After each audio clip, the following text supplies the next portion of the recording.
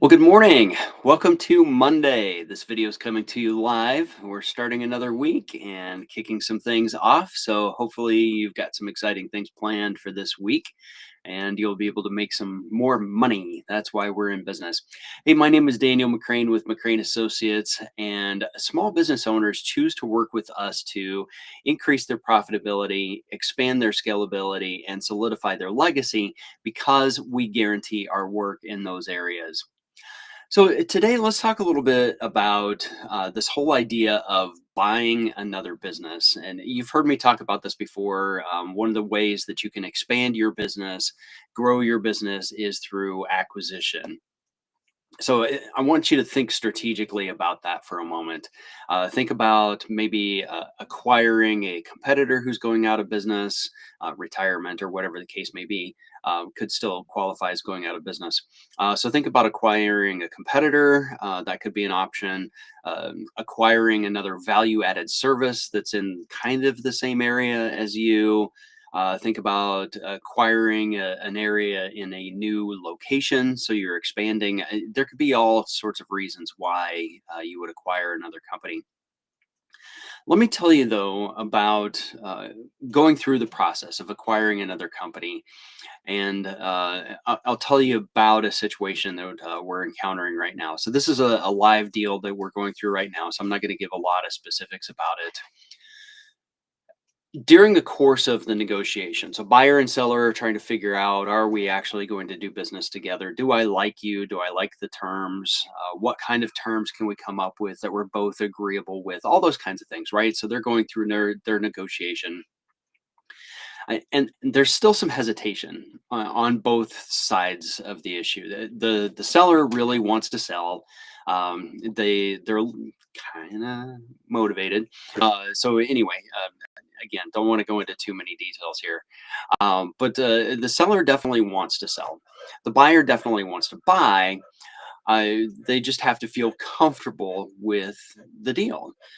And this is where we always recommend that if you are buying a company, you go through some due diligence.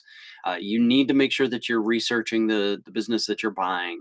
You're researching the premises. You're talking to the landlord. You're checking on zoning requirements and other things with the city, licensing requirements if your business requires certain licenses, all those kinds of things, past history of the business, what legal issues might you find yourself getting into if you acquire this business, all those sorts of things. So the buyer's feeling a little bit hesitant about moving forward. And so as brokers, we're trying to coach, we're trying to, hey, how are you feeling? Let me help answer that question. This is your first time buying. You don't really know. You're not familiar with the process. So going through all this process, the buyer decides to reach out and talk to their lawyer, which they should do. And so should you if you're going through an acquisition process.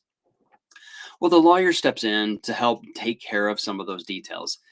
Thank you very much, lawyer, who's doing that on behalf of the buyer. And you can ask your lawyer to do some of these things too. I would highly recommend it.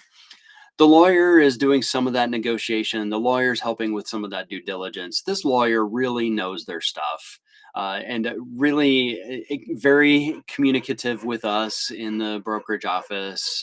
So just a wonderful relationship all around. The buyer starts to feel much more confident about what's happening because the lawyer's handling some of those details on their behalf. The buyer just, like I said, the buyer's new, never done this before, just a little bit hesitant, doesn't understand everything. The lawyer's doing a great job. And that immediately puts the buyer at ease. Everything is moving along nicely now in this deal. We had set a date several months out. Looks like we will probably be closing on the business early, which is great news. But I just want to share that with you. That's something that is really important. If you're kind of hesitant about getting into this idea of acquiring another company, this is what I would recommend to anyone anyway, is you have to go into this with a team. You have to go into this with both eyes open. with a fair amount of skepticism, making sure that you're uncovering all the details, you're working through all those logistics and everything else. But rely on your team to help you do that.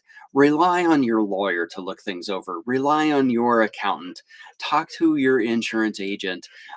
Just like when you buy a car, you call up your insurance agent and you say, "Here's the VIN of the car I'm looking at. Give me a quote on this before I sign." You need to do the same thing with your team when you're buying a business as well. There's nothing wrong with that. And you will feel so much better knowing that you've got a team looking out for you, making sure everything is in your best interest. Okay, I've gone a little bit long today. Like it's usual, I could keep going about this, but I got to cut myself off. So, with that, everyone, I'm going to stop here. Have a great day, and